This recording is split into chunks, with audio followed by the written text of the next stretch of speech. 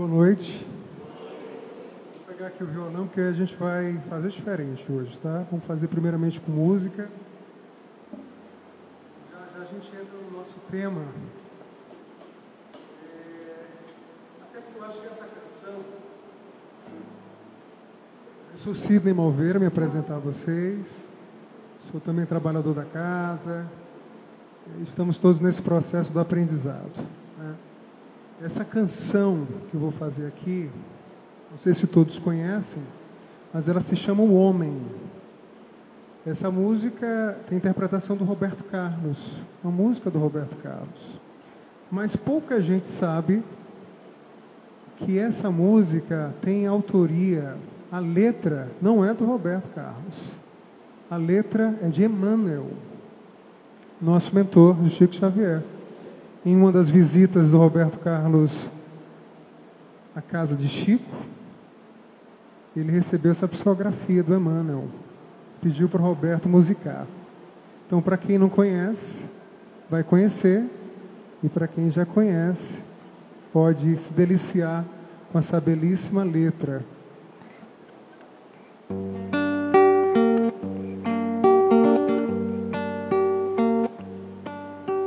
Um certo dia um homem esteve aqui, tinha o olhar mais belo que já existiu.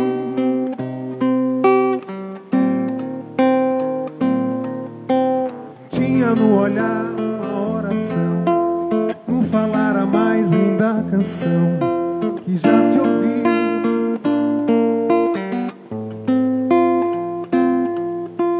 Sua voz falava só de amor, todo gesto seu era de amor e paz. Ele trazia no coração. Ele pelos campos caminhou, subiu as montanhas e falou do amor maior. Fez a luz brilhar na escuridão, o sol nascer em cada coração que compreendeu.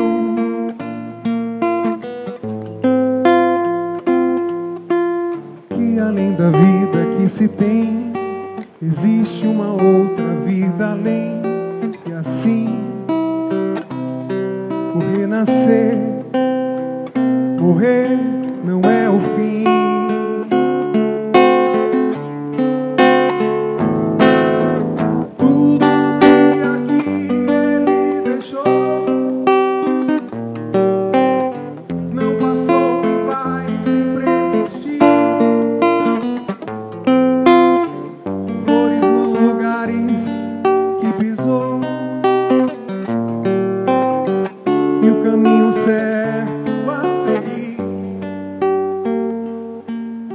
Eu sei que ele um dia vai voltar e nos mesmos campos procurar o que plantou.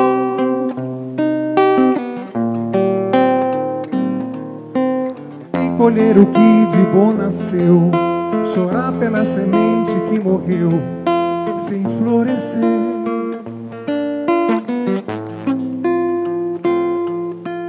Mas ainda é tempo de plantar, fazer dentro de si a flor do bem crescer,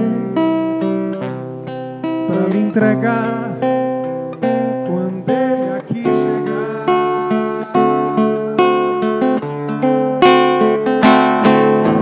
Tudo que aqui ele deixou não passou e vai sempre existir.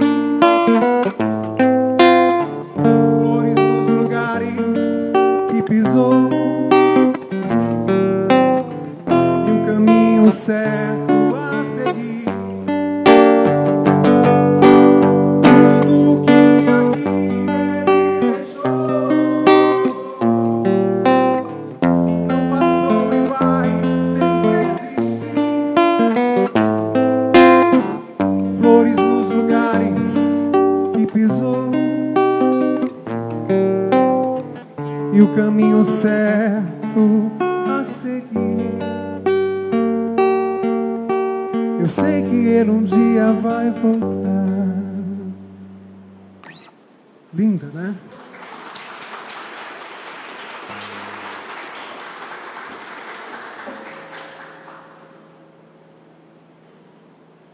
Que mensagem, que lição, né? Essa música é emocionante. Quando eu canto lá em casa, a emoção às vezes bate muito forte. Bom, vamos ao nosso tema de hoje. Eu posso me mexer aqui, Fernando? Posso, né? Posso vir até aqui, né? Eu fiquei refletindo, por que eu estou aqui hoje? Por que eu escolhi estar aqui hoje? Tudo são escolhas. Por que é que vocês vieram hoje? São escolhas. E eu conversando com alguns amigos, dizendo que ia ser expositor lá no JEP. Mas o que é que tu vai falar? Vou falar das bem-aventuranças, né? Bem-aventurados os misericordiosos. Mas eu não sei por onde começar. Eu sei que primeiro vai me bater um nervosismo. Eu acho que de tudo que eu fiz, de repente vai me dar um branco, eu vou esquecer. Eu disse, não, rapaz, pensa bem o que tu gostaria, que mensagem, o que tu gostaria de falar. E aí, conversando com os amigos, aí um deles, o Cruz, me lembrou alguns fatos, né? Rapaz, tu lembra da minha história? Aí eu disse, rapaz, é verdade, é uma história interessante em termos de escolhas, né? Porque o Cruz, questão que a gente tem que ter misericórdia até conosco mesmo, né? E o Cruz, ele era um cara um amigo meu de muito tempo, né? Ele gostava de tomar uma. Eu vou usar aqui o termo bem comum. Gostava de tomar umas, né? De beber. E ele bebia com força. E ele dizia muito assim, eu quero ter histórias para contar. Quero viver a vida. Quero ter história para contar. Ele é um cara muito, muito dono de si, né? Se achava o cara e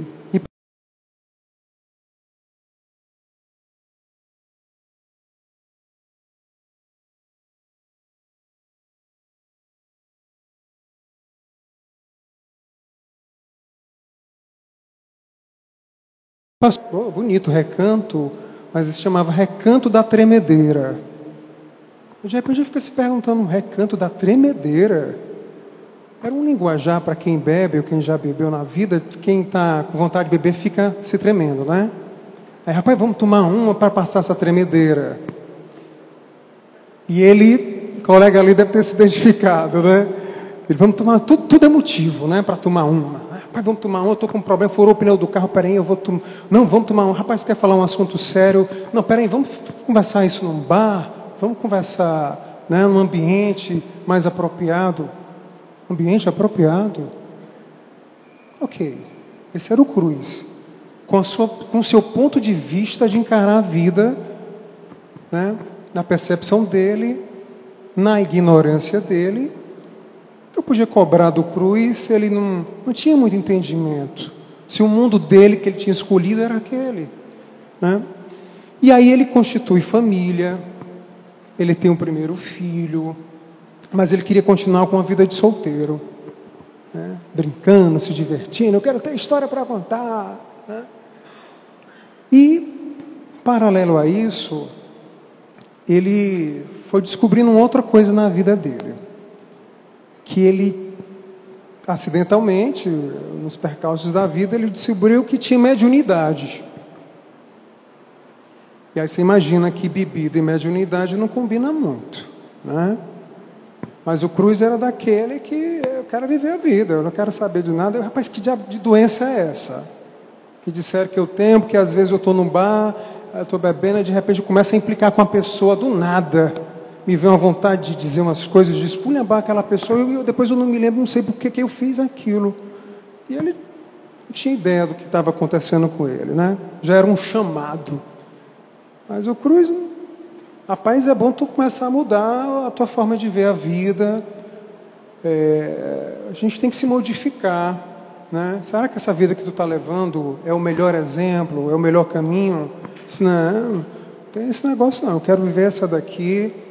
E ele já tinha ouvido falar negócio de reencarnação, a gente reencarna. Não, eu quero aproveitar essa vida. Tu tem que se modificar. Não, então se eu tenho que modificar, vou deixar para outra vida. Essa aqui eu quero viver do jeito que eu gosto. A gente não quer abrir mão das nossas coisas que a gente gosta, né? Aparentemente do que a gente gosta. E o Cruz, ele era assim. Só que a vida vai levando uma coisa, vai levando outra. E ele tem um segundo filho. E tem uma cena que ficou muito marcante, ele me contando, que ele foi para uma festa entre amigos, um aniversário, a esposa dele tinha pedido para ele não ir, não vá. Você não acha que você não tem que dar o exemplo até para os seus filhos? Você é referência para eles. A gente precisa ter referências, né? Mas ele não queria saber disso. O Cruz, ele era muito orgulhoso, muito vaidoso, muito egoísta. Não queria saber dele, ele queria viver a vida intensamente.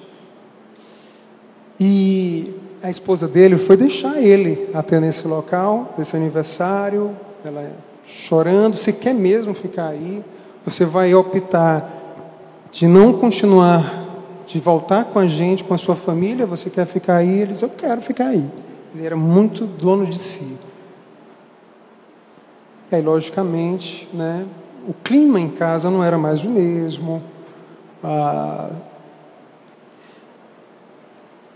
E houve quase, que por muito pouco poderia ter uma separação, um desenlace, né, porque a própria esposa não estava suportando, né, ou era uma coisa ou outra, e a família estava sendo o segundo plano.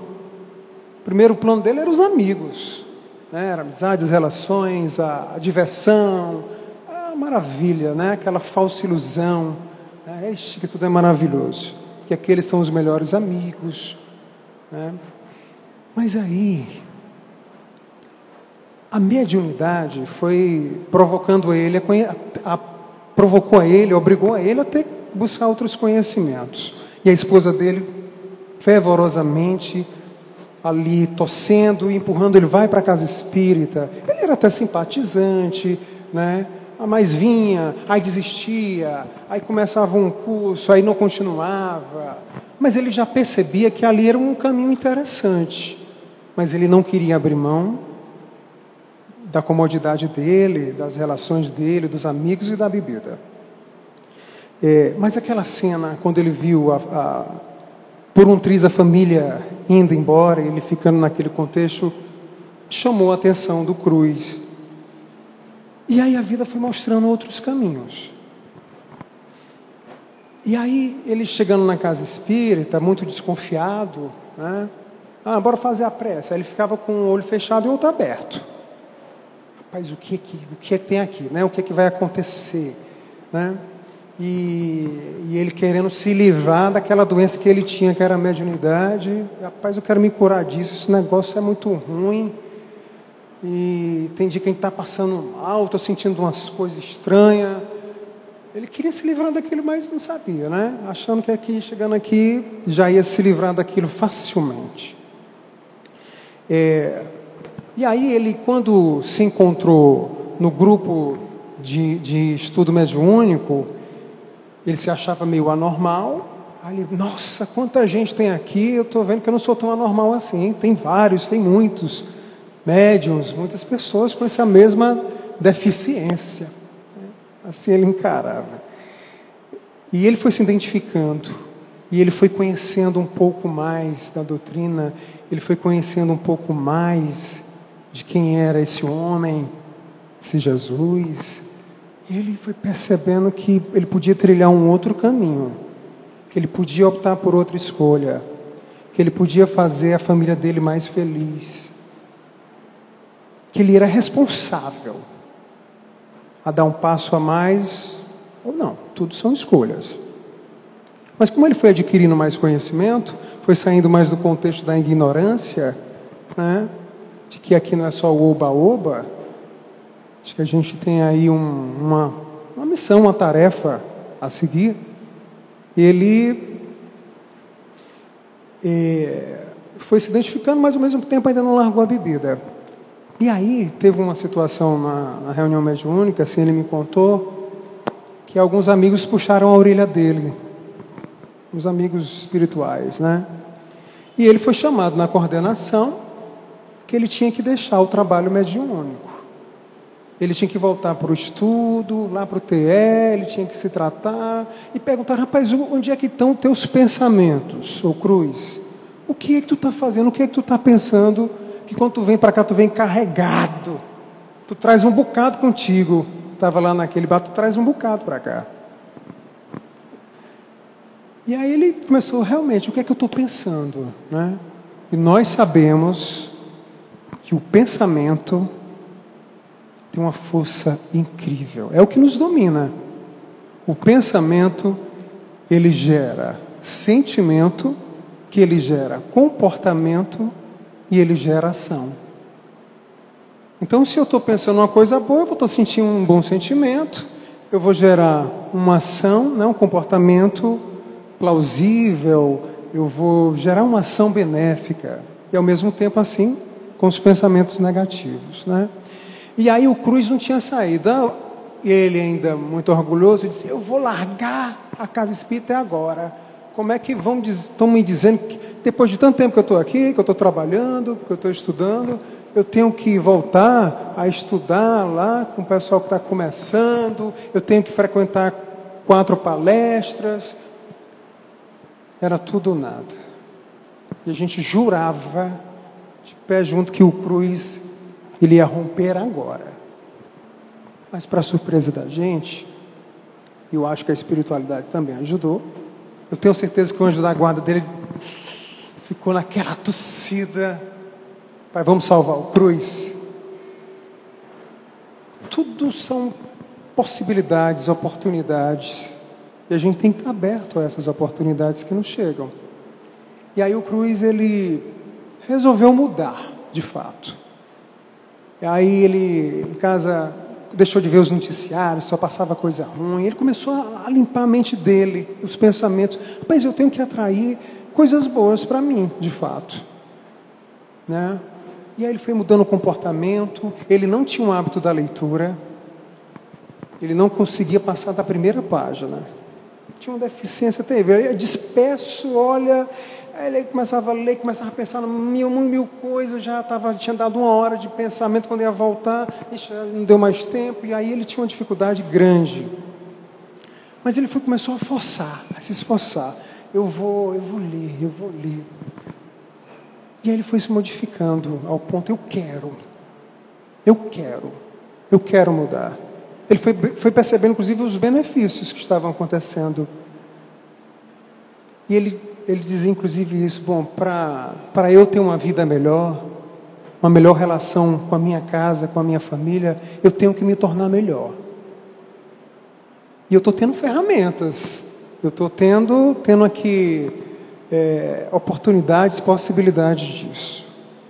E aí o Cruz resolveu, de fato, aceitar tudo que estava vindo de bom para ele. E ele voltou para casa. As pessoas ficaram até surpresas. Começou a trabalhar. Decidiu definitivamente largar de beber. E tudo melhorou. A relação familiar.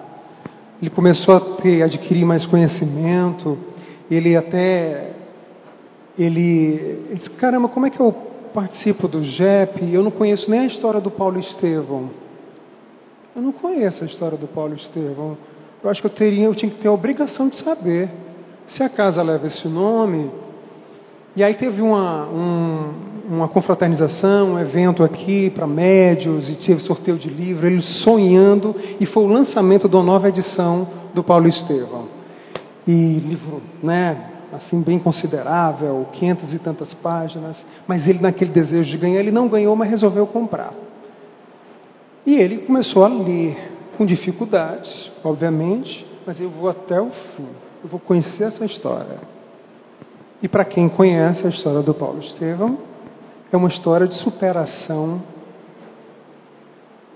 O Chico Xavier passou 8 meses para escrever, para psicografar o livro Paulo Estevão. E foi um livro que mexeu muito com ele, porque é um livro muito forte, uma história das mais belas, e ele se envolveu, ele disse, bom, se o Paulo Estevão superou, eu também posso superar. E ele olhava para trás, o Cruz, e dizia, tudo que eu vivi, eu quero que fique para trás. Essas histórias que eu queria contar, eu posso jogar no cesto do lixo, porque eu quero ter apenas uma história, de fato, para contar. Uma história de superação. E assim como Paulo Estevão superou, que era um perseguidor do cristianismo, passou a ser o maior pregador do cristianismo, o maior guerreiro da mensagem de Jesus. E vocês, e quando o Paulo desencarnou, tudo que ele tinha feito de vida pregressa, de erros, ficou para trás. O que valeu foi o que ele fez do presente em diante. Ele foi recebido por Jesus, o Paulo. E Jesus cobrou o que o Paulo fez de errado? Não. O que prevaleceu foi o que o Paulo fez de bom. Foi a transformação.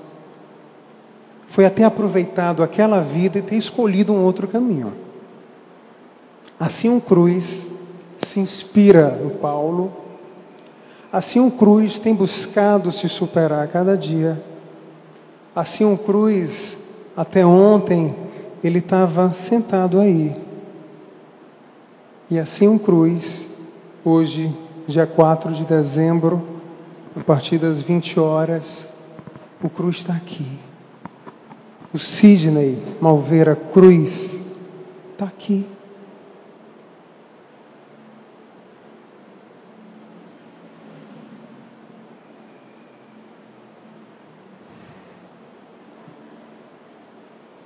Desculpa. Ele está aqui se superando.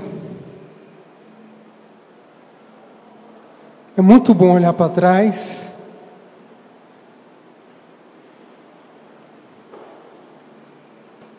e se ver que é possível se transformar, que é possível vencer obstáculos, que é possível se superar. E eu agradeço a minha esposa que ela nunca desistiu de mim, ela está aqui. Ela nunca desistiu do Cruz. Como ela me ajudou. E como eu sou feliz em saber da família que eu constituo e que hoje a história que eu posso contar seja referência para os meus filhos. Eles são pequenos e eu acho que hoje eu posso ser guia para eles. Eu fui misericordioso comigo mesmo, né? E que sejamos misericordiosos. Acho que a minha esposa ela foi misericordiosa comigo, foi muito linda em acreditar de que era possível, que junto a gente podia superar. E a gente vai entrar nesse tema da misericórdia. Mas antes, eu não podia deixar de falar, nós como os estudantes que estamos descobrindo esse universo, das obras do Kardec, as 5 obras básicas. Eu vou me debruçar aqui em algumas, né? Mas principalmente no Evangelho. E aí o Evangelho me ajuda muito, ajuda todos nós, né? Mas o que é o Evangelho, né? Eu tinha preparado uns slides, mas eu esqueci o computador e achei que aqui tinha um computador, mas não foi possível. Assim, a gente ia criar uma dinâmica aqui, mas a gente vai tentar fazer aqui no outro formato, né? Mas o que é o Evangelho? O que está bem na frente da capa do Evangelho? que está escrito lá? A explicação das máximas morais do Cristo, sua concordância com o Espiritismo e sua aplicação às diversas circunstâncias da vida. As máximas morais do Cristo. Qual é o nosso grande desafio aqui? A moralidade. Olha, se a gente já tivesse essa capacidade de aplicar as leis morais, né? Acho que o plano, né? O mundo de regeneração já teria chegado para nós. Né? Aquela máxima que diz, faça pelo outro que gostaria que fizesse por você. Se a gente tivesse essa sabedoria o tempo todo para a gente aplicar no nosso dia a dia. Acho que a gente conseguisse isso com tanta facilidade, mas não é fácil. Tudo é gradativo, tudo é um processo. Inclusive, precisamos ser misericordiosos com esse processo. Não é fácil. Mas o grande barato que eu vejo nisso, quer dizer, a concordância do Espiritismo com a aplicação das diversas circunstâncias da vida. Aí é legal porque o Evangelho, ele é fácil, de fácil entendimento. E a gente consegue aplicar isso no nosso dia a dia. Caramba, será que eu estou seguindo isso? Embora muitas vezes a gente tenha a mania de apontar para o outro, né? Rapaz, isso daqui ia cair bem direitinho para aquela pessoa. A gente só olha para o outro. A gente tem que olhar para si. Né? O Evangelho é para a gente. Quando a gente faz o Evangelho no lar, quando a gente está estudando, é para a gente. A gente tem que aproveitar aquilo ali. Então isso, quando eu cheguei aqui na Casa Espírita, já fui abrindo a minha mente nesse sentido, né? E uma coisa que me chamou a atenção, no Livro dos Espíritos, a primeira pergunta, que é a primeira pergunta, né? Que é Deus? Aí eu já olhei desconfiado. Não, peraí, já quero baldear um negócio. Bem cearense mesmo, baldear um negócio. Até então, na minha vida toda, eu entendi quem é. Que é? Então, o negócio aqui já é diferenciado, né? Que é Deus? Não é aquele senhor de barba branca, né? Que fica no trono dele, né? A gente tem aquela ideia. E aí uma coisa me chama a atenção, né? Então, na resposta, né? Que é Deus. Deus é a inteligência suprema, causa primária de todas as coisas, né? Assim. E aí um fato que eu acho que a gente tem que levar em grande relevância: inteligência. Nós ainda não temos, na verdade, a capacidade de entender o que é Deus. Isso é fato. O que é essa fonte criadora? É difícil ainda da gente assimilar. Mas o fator inteligência é algo que a gente tem, que todos nós temos. Nós somos moléculas ou partículas dessa fonte criadora. Nós temos essa inteligência. E a inteligência que eu quero me referir é a inteligência emocional. Eu tenho que saber o que é melhor para mim. Eu tenho que ser mais inteligente. O Cruz, ele começou a dar um passo na vida dele, que ele começou a usar isso. Rapaz, eu quero ser feliz. Eu quero ter melhores escolhas. Eu tenho que agir, procurar quais são essas escolhas, né? Eu tenho que ser mais inteligente, mais esperto. E aí tem a pergunta 621 do Livro dos Espíritos, que ele diz: onde está escrito a lei de Deus? A lei divina, a lei natural. Onde está escrito isso? As leis morais, né? A lei da ação-reação, lei de causa e efeito, né? Enfim, todas as leis que nos fazem fazer essa reflexão. Onde é que elas estão? Na consciência. Essa é a resposta. Porque a gente não pode fugir dela. A gente pode aprontar tudo aqui. Mas a consciência fala mais alto. Ela a gente não pode enganar. Está tudo gravado, gente. Tudo que a gente fez está gravado. Não há como fugir. A gente passar por lado de lá, a gente vai passar uma borracha. Eu posso me enganar aqui, posso mentir aqui, vou mentir para minha esposa que eu fui ali. Não fui. Não tem jeito. A gente não tem como fugir dessa consciência. E um dia será cobrado, né? E aí a gente se pergunta. Aqui tem, no próprio livro, ele diz: na justiça divina não existe punição, mas sim a colheita daquilo que plantamos. Nem tudo é karma, mas tudo é escolha. O plantio é livre, mas a colheita é obrigatória. Porque a gente tem a mania de se achar vítima, né? Ah, meu Deus, por que está acontecendo isso comigo? Tudo tem um porquê. Pode ter certeza que tudo tem um porquê. E lá na frente a gente vai descobrindo isso. Mas, quando o Cruz estava aqui estudando, né, na pergunta 625 do Livro dos Espíritos, que tem a menor resposta das 1019 perguntas do Livro dos Espíritos, qual é a menor resposta que está lá? Qual o tipo mais perfeito que Deus tem oferecido ao homem para lhe servir de guia e modelo? São 5 letrinhas, né? Jesus. É interessante, guia. Né? Como diz, eu preciso ser referência para meus filhos, eu preciso ser guia para eles. E a gente precisa desse porto seguro, a gente precisa desse guia, a gente precisa ser guiado. Qual é a referência que eu tenho para me melhorar?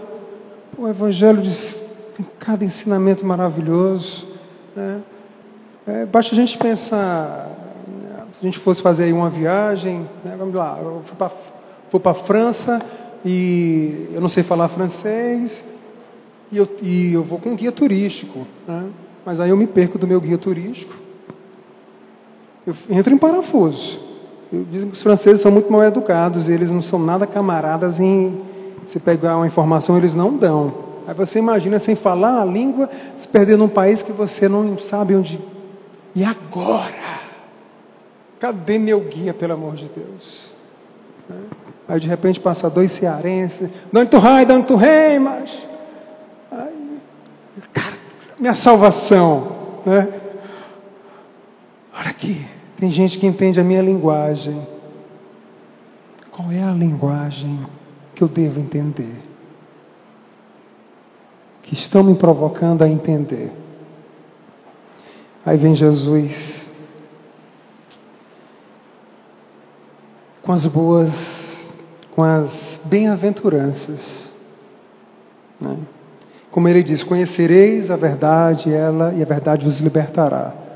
Quando a gente está na nossa ignorância, de conhecimento, de busca, né, tudo é mais difícil da gente entender, mais difícil da gente mudar.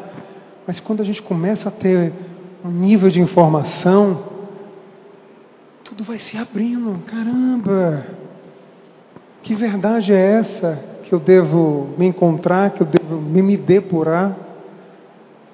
E aí, o Gandhi, aquele indiano Ramat Gandhi, ele dizia assim, que, olha, se todos os livros que estão aí da humanidade, se eles todos fossem queimados, fossem jogados fora, e ficasse apenas as boas aventuranças, já seria o suficiente para transformar toda a humanidade. Então, às vezes a gente fica buscando muito conhecimento, e às vezes está dizendo a mesma coisa, né? De formas diferentes. Mas a gente tem um caminho belíssimo a descobrir com as boas aventuranças. E dentre elas, né? Bem-aventurados os pacificadores, né? Os pacíficos, os mansos, né? E aí vai. Entre elas, tem bem-aventurados os misericordiosos que obterão a misericórdia. Então, se a gente for misericordioso, a gente vai obter essa misericórdia. E o que significa bem-aventurado? Parece ser muito simples, né? Bem-aventurados são... Aí tem várias denominações no dicionário, mas eu vou para uma bem logo direto. Bem-aventurados são os felizes. Felizes daqueles que forem misericordiosos. Se eles forem, eles encontrarão essa felicidade. E a gente encontra aqui mesmo. Quando a gente faz o bem ao outro, é ou não é? Como é recíproco. Quando a gente faz uma coisa bacana, como vem essa energia, como a gente muda quando A gente sente já uma outra coisa quando você fez uma caridade, fez uma boa ação. Gente, como isso é maravilhoso, e por que a gente não faz mais? Por que a gente não é mais inteligente em agir? Por que a gente não se esforça mais? A Cora Coralina, ela diz a seguinte frase: eu me esforço a cada dia para ser melhor, porque bondade também se aprende. Eu me esforço. Se a gente não se esforçar, a gente diz, mas eu não sou assim, eu era assado. Mas eu devo me esforçar. Então, se eu me esforçar a cada dia para ser melhor, né, eu vou entender o que é ser bom, o que é ser caridoso, o que é ser solidário. Vale a pena o esforço. Vale a pena a transformação. Então, felizes esses bem-aventurados, né? E a misericórdia é um termo amplo que se refere à benevolência, ao perdão, à bondade, à caridade, à compaixão, à indulgência. Então, eu resumiria essa frase: bem-aventurados os misericordiosos, felizes aqueles que agem com amor, porque receberão o amor. Uma sombra de dúvida. E, baseado nisso, a gente vai entrar numa obra do Kardec, que é o Céu e o Inferno. Maria, céu e inferno, meu Deus do céu, o que é isso? Né? Quem já teve a oportunidade de ler. Mas o que é o Céu e o Inferno? Né? O que é que ele diz lá? O que é que esse livro se trata? É o exame comparado das doutrinas sobre a passagem da vida corporal à vida espiritual, as penas eternas, etc. Seguido de numerosos exemplos sobre a situação real da alma durante e após a morte. Então, ele é dividido em duas partes, e na primeira parte ele faz essa comparação, né? Como é que as doutrinas se comportam, com o olhar, quais são os paradigmas, o que é o bem, o que é o mal, o que é o céu, o inferno, o que é anjo, o que é demônio. Ele faz todo esse apanhado. Mas na segunda parte, que é a que eu mais gosto, são relatos de irmãos nossos desencarnados que estão contando, que vêm para nos contar como é que é do lado de lá. E aí tem as classificações, né? Dos que estão numa condição de felizes, que estão numa condição mediana, que estão numa condição sofredora, aqueles que são os criminosos, e aí vai, suicidas, e aí vai. E aí, para minha surpresa, Sidney Malveira, eu fiquei perplexo quando eu fui ver os casos dos que estão em condições medianas, que é mais ou menos, acho que o que é a gente aqui. Nós não somos criminosos, a gente não está, né? Acho que a gente não faz tanto mal, acho que a gente está buscando errar menos. E me chamou a atenção, porque o convite que o livro faz é para a gente sair da inércia. A gente tem que ir para a ação. Não adianta a gente ficar só na leitura ou com conhecimento se a gente não vai para a prática. A verdade, gente, a gente tem que ir para a prática. A gente tem que ir para a ação. Então, que os nossos pensamentos, que geram sentimentos, que geram comportamentos, que geram ação, que a gente possa fazer desse pensamento o melhor dele possível. E aí tem uma história, eu separei uma história, deixa eu ver aqui o meu tempo, que trata do Joseph Bré. Ele foi falecido em 1840 e evocado em Bordeaux por sua neta em 1862. 22 anos depois, ele foi evocado. E esse tema, ele fala o homem honesto segundo a Deus ou segundo os homens. E a neta tinha um carinho mega. O avô dela é o ídolo dela. Era aquele cara exemplar. O grande exemplo, a grande referência dela. E aí o que ela pergunta, né? Caro avô, podeis dizer-me como vos encontrais no mundo dos espíritos, dando-me quaisquer pormenores úteis ao nosso progresso? Ela foi extremamente inteligente, né? Porque meu avô está numa boa condição, naturalmente ele está até do lado de Jesus. Ele deve estar andando naqueles campos, naquele jardim bonito, né? Conversando com as flores, com as borboletas, com os passarinhos, tudo é lindo, tudo é eterno, tudo é maravilhoso. Ele deve estar nessa condição. Ele era um cara honesto. E aí o que é que você pode me dizer aí? Para que contribua aqui, né? E ele diz o seguinte: tudo que quiseres, querida filha, eu expio a minha descrença. O negócio começa a pesar, tá, gente? Porém, grande é a bondade de Deus, que atende às circunstâncias. Sofro, mas não como poderias imaginar. Aí ele diz que ele sofre. É o desgosto de não ter melhor aproveitado o tempo aí na terra. Olha, eu acho que a neta dele fez que nem o Cruz quando entrou na casa. Ela estava com o olho fechado, um aberto, desconfiado. Eu acho que nessa hora ela abriu os olhos, abriu os ouvidos. Meu Deus do céu, o que é que vem aí? O que é que vai ser revelado? Ela diz: como? Pois não viveste sempre honestamente, meu avô?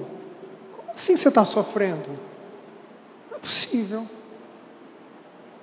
E aí ele diz: sim.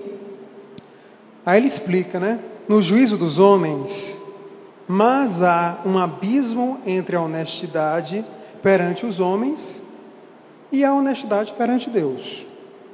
E uma vez que deseja instruir-te, procurarei demonstrar-te a diferença. Eu vou te mostrar, minha neta, qual é a grande diferença. Aí entre vós é reputado honesto aquele que respeita as leis do seu país, respeito arbitrário para muitos. Honesto é aquele que não prejudica o próximo ostensivamente, embora lhe arranque muitas vezes a felicidade e a honra, visto o Código Penal e a opinião pública não atingirem o culpado hipócrita, em podendo fazer gravar na pedra do túmulo, em epitáfio de virtude, julgam muitos terem pago sua dívida à humanidade. Grande erro. Não basta, para ser honesto perante Deus, ter respeitado as leis dos homens. É preciso, antes de tudo, não haver transgredido as leis divinas. Honesto aos olhos de Deus será aquele que, possuído de abnegação e amor, consagre a existência ao bem, ao progresso dos seus semelhantes, aquele que, animado de um zelo sem limites, for ativo na vida, ativo no cumprimento dos deveres materiais, ensinando e exemplificando aos outros o amor ao trabalho, ativo nas boas ações, sem esquecer a condição do servo ao qual o Senhor pedirá contas, um dia do emprego do seu tempo, ativo finalmente na prática do amor de Deus e do próximo.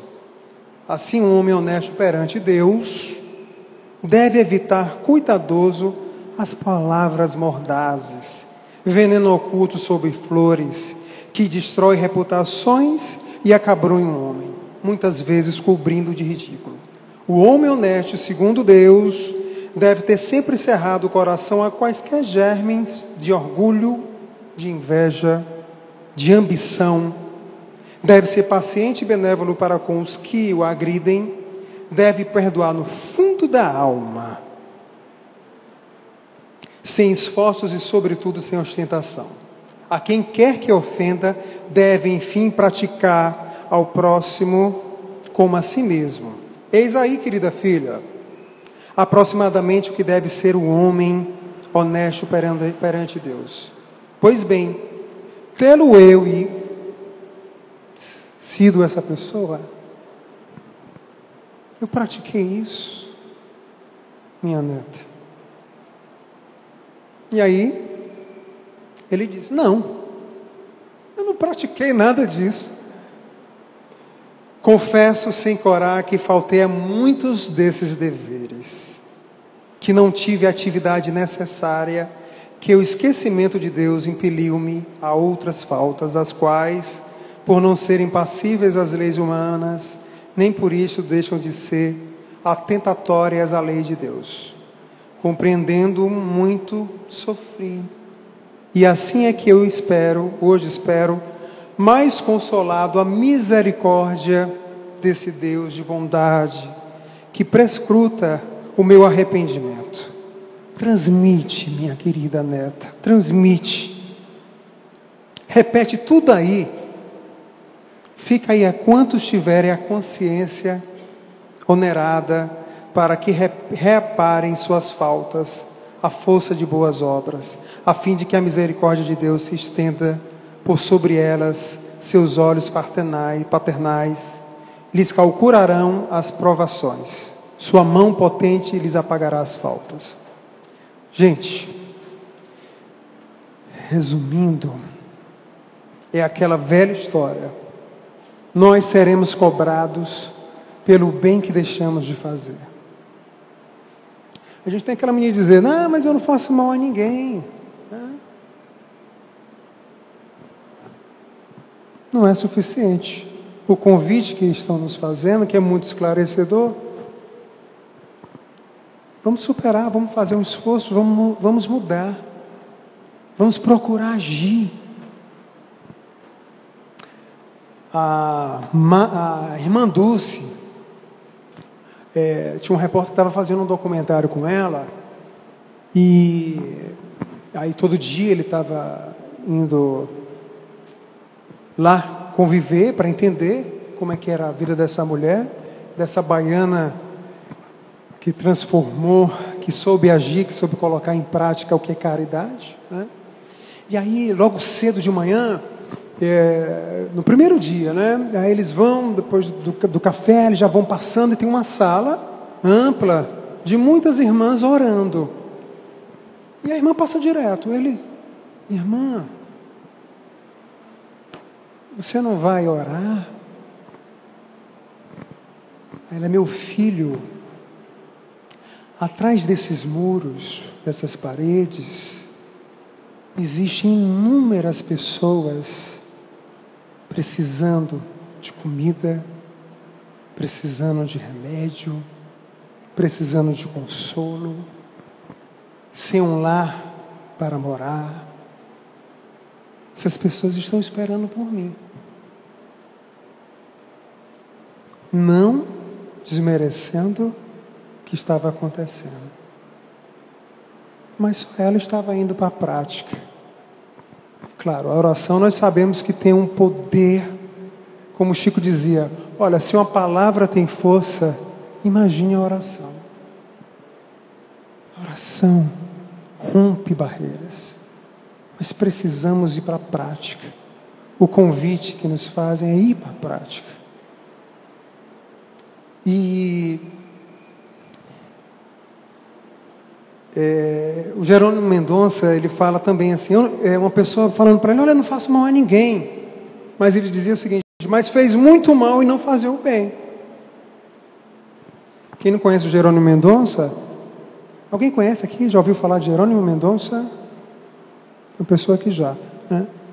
E só para vocês entenderem, eu vou só resumidamente falar quem é Jerônimo. Vocês podem olhar no YouTube, tem muita coisa. Um espírita que era tetraplégico, cego, tinha dores terríveis, ele tinha que ficar com um saco aqui no peito dele para suportar dores, tomava remédios, ficava numa posição de 45 graus, numa cama,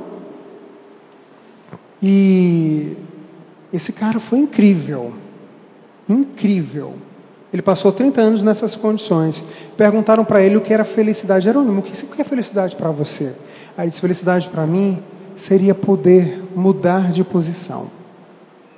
Ele passou 30 anos numa única posição, ele não podia se mexer.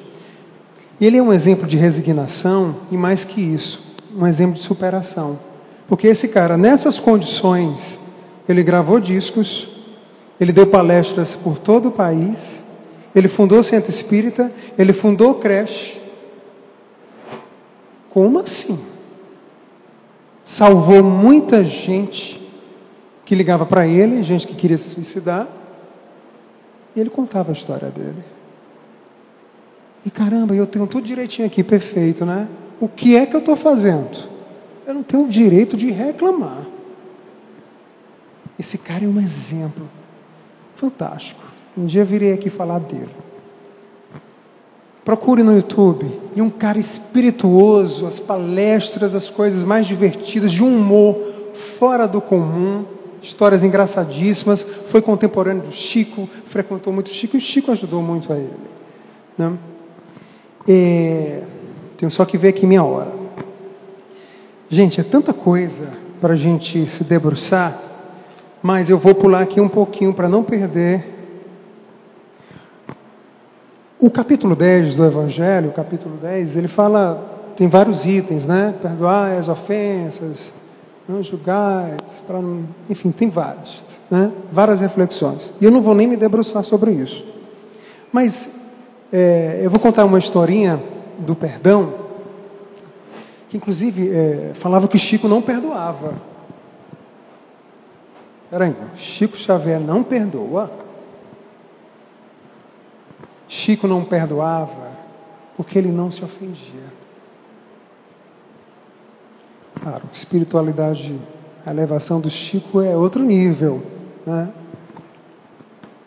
Ele perdoava porque ele não se ofendia, gente. Ele entendia que todos nós temos as nossas limitações.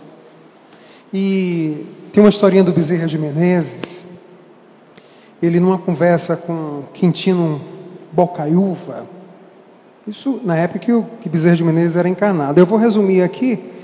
Eles estavam numa situação, numa conversa, o Bocaiúva estava interessado no espiritismo, e aí aparece uma confusão, que era um serviçal do Bocaiúva com um policial que estava trazendo ele, porque esse serviçal, esse servidor dele lá, tinha, sem querer, usado a arma e atirado, e por pouco não mata o Bocaiúva.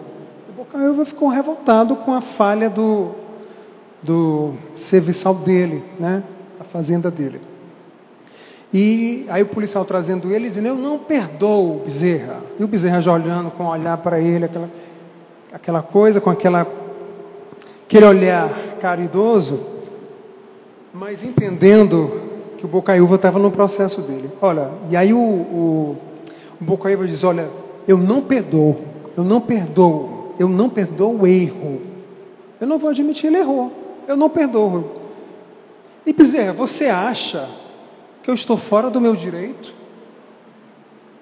Bezerra cruzou os braços com humildade e respondeu, meu amigo, você tem plenamente o direito de não perdoar, contanto que você não erre. O que é que o Bocaiúva fez? Libera o homem. É o quê? Solta o homem. Solta. E aí eles voltaram a conversar do espiritismo, né? Quando a gente fala de não julgar, que o meu tempinho está acabando, Chico gostava muito de visitar os presídios, né? Visitava os leprosos. De Natal, está chegando o Natal aí, Chico é muito para além. Quem conhece de fato a história do Chico, a gente acha que é só aquele cara que psicografou 500 e tantas obras, né? Não é. Se a gente conhecer de verdade, o Chico é o Evangelho em pessoa. Foi o ser que passou por aqui, que mais praticou, que mais colocou em prática o Evangelho. E aí, ele, numa das suas visitas aos presídios, né, em um presídio, às vezes ele ia com mais pessoas, às vezes ele ia só, né? Mas nesse dia ele estava acompanhado de mais pessoas. E aí, quando eles entraram no presídio, o delegado lá do presídio vai entrando, passando pelos portões, vai trancando e tal. Aí chega onde estão reunidos, né, os presidiários, e o Chico disse, Nós somos quantos aqui? Nós somos em quantos? Nós somos em quantos? Não havia separação. Somos todos iguais. E aí, um dos companheiros, quando terminou, né, esse encontro no presídio, perguntou ao Chico, porque o Chico tinha aquela capacidade de ver o mundo espiritual tal qual via os encarnados, né? Ele já não conseguia mais distinguir. E aí um dos amigos curiosos, Chico, Chico, vem cá, me diz uma coisa, Ave Maria, deve ter muitos obsessores aqui, né? Tu viu muitos obsessores, porque Ave Maria, a energia aqui é muito pesada, estou todo carregado, tu deve ter visto muitos obsessores. E o Chico responde, não, eu não vi obsessores aqui. O que eu vi aqui foram muitos paizinhos e mãezinhas chorando e se lamentando pelos desvios dos seus filhos. Os obsessores já conseguiram o que queriam. Então, às vezes, a gente tem a mania de julgar, porque aquele merece a punição, aquele merece estar ali preso, mas a gente não sabe nem o que está por trás, às vezes. O quanto as outras famílias não sofrem. Quanto a mãe não sofre quando vê o seu filho num caminho desviado. E a gente tem que ter misericórdia para com todos. E eu vou encerrar aqui contando uma historinha curtinha. Vocês viram que eu gosto de história, né? Adoro. Eu tinha separado aqui frases incríveis, pérolas, que são frases filosóficas que eu adoro. Como a vida é muito curta para ser pequena, não vamos fazer da nossa vida ser medíocre, vamos fazer as melhores escolhas. Tudo passa tão rápido, né? E aí, tem uma história, eu acho que Jesus representa bem o nosso mestre, representa bem esse educador. Jesus foi o maior educador da história, um educador na prática. E tem uma historinha que é assim, um rapaz se encontra com seu professor, ex-professor, né? Porque ele já está adulto. Diz, professor, há quanto tempo, você lembra de mim? Todo empolgado, professor, não, rapaz, eu não lembro de você. Ora, professor, tantos alunos, né? Tantos anos ensinando. Aí o professor, para não quebrar o gelo, disse, mas me diga aí o que você está fazendo da vida, né? Aí o rapaz disse, eu sou professor. Eu decidi seguir o seu ofício. Rapaz, que maravilha, que coisa boa. E professor, você não sabe essa coincidência de ter lhe encontrado aqui. Foi você que me inspirou. O professor olhou, eu me inspirei? Mas por que houve algum motivo em especial? Por que eu lhe inspirei? Aí, professor, um certo dia na sala de aula, um colega entrou com um relógio muito bonito.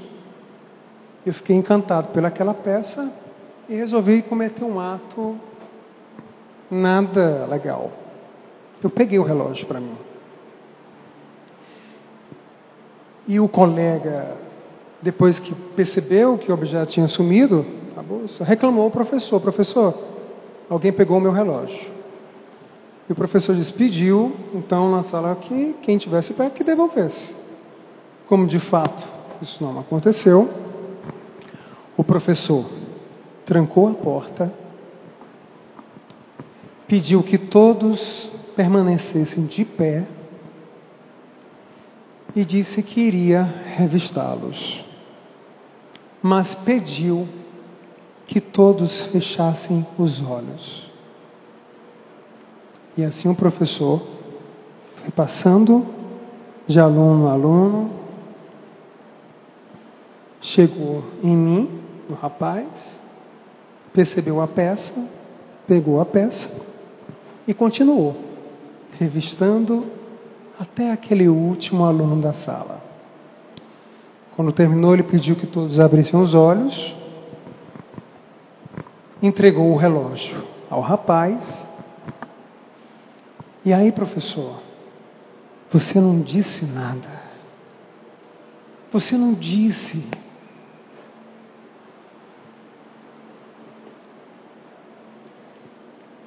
Eu vou conseguir. Você não disse quem pegou o relógio.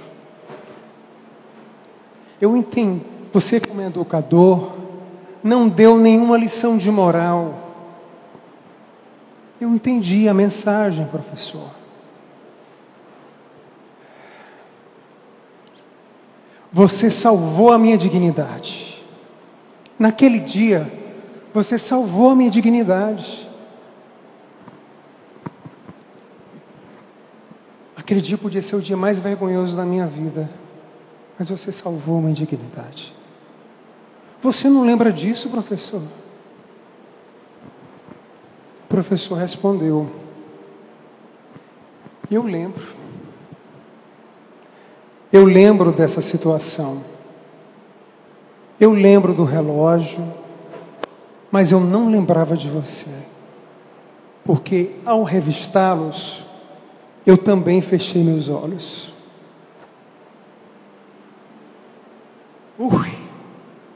Lindo, né? Então que nós possamos fechar nossos olhos para as nossas imperfeições, para as nossas dificuldades, para as nossas limitações, para o nosso orgulho, para a nossa vaidade, para o nosso egoísmo. E que a gente possa estar com os olhos bem abertos, com os olhos do coração, com os olhos da alma, para enxergar que nós podemos muito mais. A gente não pode voltar, como a frase do Emmanuel, a gente não pode voltar atrás e recomeçar. Mas a gente pode recomeçar e fazer um novo fim. Que assim possamos seguir com essa verdade, com essa oportunidade que nos é dada de fazermos as escolhas certas, de superarmos as nossas próprias faltas, que fiquemos com o olhar misericordioso de Jesus. Que assim seja.